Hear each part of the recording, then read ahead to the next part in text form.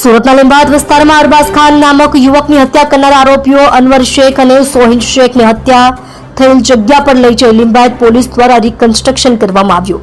આરોપીઓ દ્વારા 1000 રૂપિયાના મોબાઈલના પૈસાની લેતીદેતીમાં કર્યું હતું અરબાઝ ખાનનું મર્ડર, જેમાં લીંબાયત પોલીસ દ્વારા ગણતરીના કલાકમાં આરોપીઓ અનવર શેખ અને સોહિલ શેખને ઝડપી પાડી હત્યાનો ગુનો દાખલ કરી કાયદેસરની કાર્યવાહી કરી હત્યા થયેલ ઘટનાસ્થળ પર લઈ જઈ રિકન્સ્ટ્રક્શન લાઈવ પંચનામું કર્યું હતું। સુરતની લીંબાયત પોલીસ આરોપીઓને રિકન્સ્ટ્રક્શન કરવાનો ઉદ્દેશ્ય ફક્ત અને ફક્ત આરોપીઓ વિરુદ્ધ સ્થાનિકોનો ભય દૂર કરવાનો હતો।